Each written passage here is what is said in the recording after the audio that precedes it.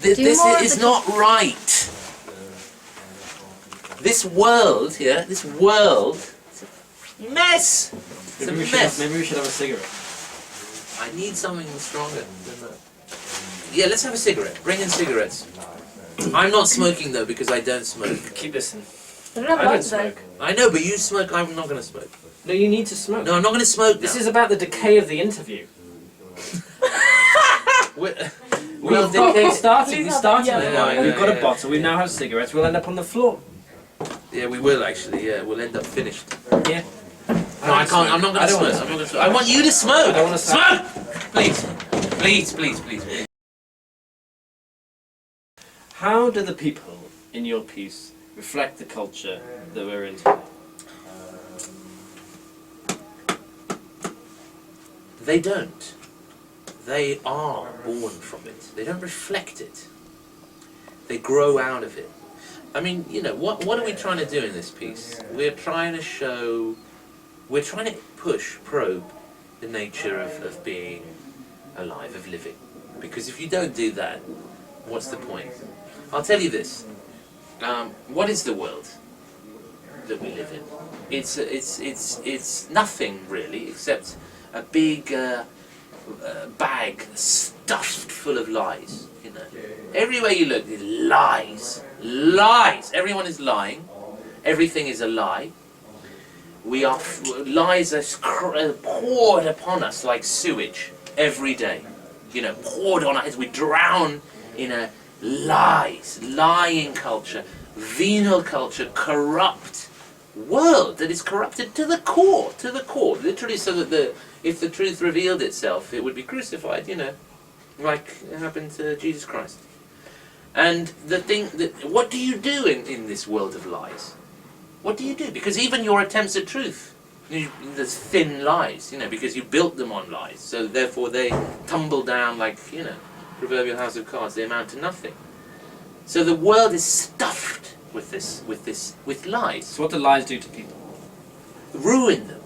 And, you know, in Marx's false consciousness, again, I'm sorry, it's correct. You know, we think we understand, you know, Marx's idea that our very notion of reality is constituted by the corruption that surrounds us. And so we think we understand, but in fact we're just, we understand a thin, our entire lives are spent on a thin crust built by, you know, the market and by commerce and so on, and we skitter around on this, not realizing that at any moment it will just crack and we'll fall through into the depths, into, you know, 100,000 miles of black, lightless water beneath our feet that we have pretend, or we think isn't there now.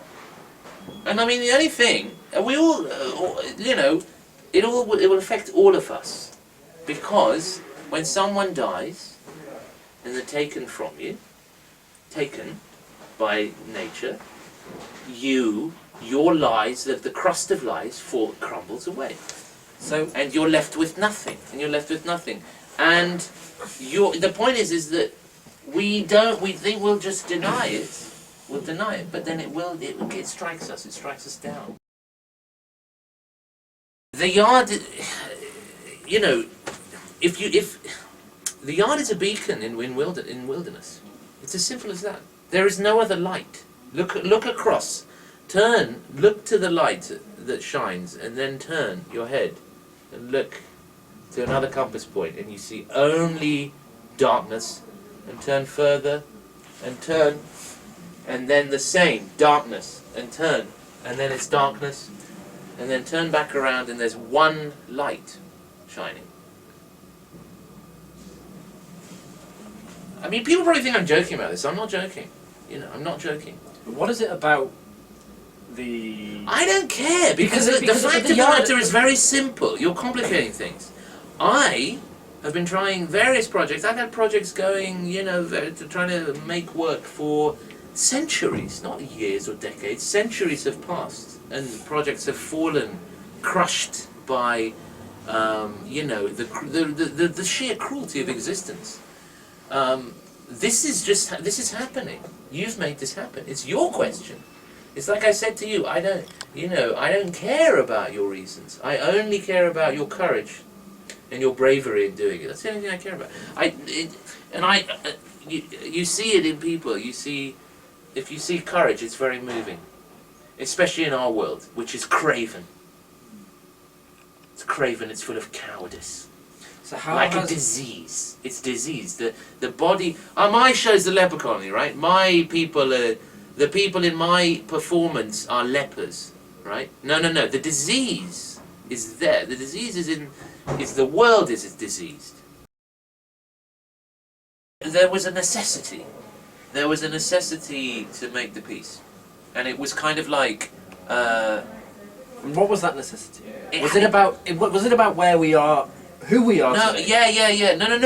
I'll tell you what it was. It was like these people broke out of the earth with the theatre. They came up through the ground. Who are those people? The people in the piece. They came up to me. They came to me and they said, they shook me, you know. They took me and they looked at me like that. And then they threw me like that. Back. And then they screamed in my face. That hurt. Yeah, but it hurt when they did it. It hurt. I'm sorry. It hurt when they did it. Don't get me started, because the people... I'm not interested. I'm not a bleeding heart. I don't think, the suffering, the poor. You know, I mean, look, as I said, the world is a sickening hell. I mean, if you think about it for a second, if you think about the way the world operates, the human world, and power, and who has power, who wields it, and what they do with it, you literally cannot live with yourself. I mean, it's not complicated. If you want to know, it's very simple. If you want to know how the world works, go out, buy any book by Noam Chomsky. There you have it. It's all you need to. It will explain it to you. It'll be a revelation. That's all you need to hear. You know, he knows, and it's quite clear. You know, we live in a sickening, oppressive system. Now, so I'm not going to reach for the marginalized and the suffering and the outsider and say, "You poor thing." I'm going to say two things. I mean, there's two things to bear in mind here. You know, where. It's such a complicated thing because it's so important for the show. Where is, you know, where is power? Power. Now, I don't romanticize for a second what it's like to be pushed to the periphery or, you know, a marginalized person in inverted commas. All that matters is where is the power of the human soul? That's the only question I care about. The power of it, you know, the strength in the darkness, the light in the dark. Where is the light? Where is the light in the piece? The light, it's only light. It's blinding. The piece blinds you because it's pure. Because what do you see in the piece? You see the truth of human existence. You see it in the piece. Because, you know, the piece, if you want, look, the leper, let's take the example of the leper, because it is the leper colony. The leper in the Middle Ages, the figure, the excluded figure, the outcast, the one thrown from the society with absolute violence, you know, ripped out of the home, or the village, or wherever, and sent to the colony, outside the city walls. Exclusion, true exclusion, yeah? To join the other members of the excluded group, and to live there, not to I don't know, have fun there, or not to try to find something to do, to live there, to live. So it's a question of simple reality. It's not, you know, nothing complicated to it. But that figure, what is that figure that we throw over there? Because, in a way, I mean, in the Middle Ages, in medieval terms, the leper became, strangely, like a monk. Because you would be declared dead to the world, and you would be buried, proverbially. There was a ceremony called the leper mass. No one really knows if it happened, but it would be carried out by a priest. Dirt would be thrown on the feet, a funeral shroud put over the head. The leper led out of the village to the colony, and intoned by the priest the interdictions about what the leper could and couldn't do, and finally, properly sort of cast down and told, you are dead to the world, but be alive to God. Now, who else undergoes such a? Who else gets the tie? What is the other group that gets the ties cut between the society and the individual, and severed, gets those ties severed, and then sent away, and excluded, and told that now you are dead to the world and born again to God? The monks and the nuns. So the question then becomes, in what sense is those processes the same? In what sense is the diseased one, the one who is condemned, the outcast, the hated, the pestilential, in what sense is that also the sacred one, the figure that is almost pushed towards the absolute? I mean, of course, it's because both movements are towards death, but at the same time, there's something else going on, which is about the sacred nature of these, these figures and what they undergo. And of course, there's a fascinating line, and I can't say it now, but there's a line in the leper mass where the leper is compared to Christ, who was considered him, who it said, and this is from rabbinical sources about the coming of the Messiah, so not Christian sources. And I think this is where, I have not been able to trace this reference, but I think that's where the reference comes from, to the so-called leper scholar. And no one knows exactly who this is, but it's something messianic. And the notion is that this figure, the leper scholar, is in some sense a saviour. A saviour.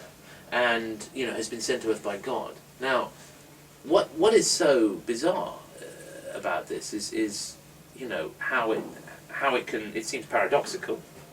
It seems impossible, but at the same time, in a way, you don't have to worry about the exact theological background to it, because you can say, well, the whole notion of the story, for example, of Christ, is that Christ is maltreated, treated as, a leper, is an outcast, is a savagely hated and attacked and driven out, And so the whole notion of the Messiah. So in other words, it's a simple idea.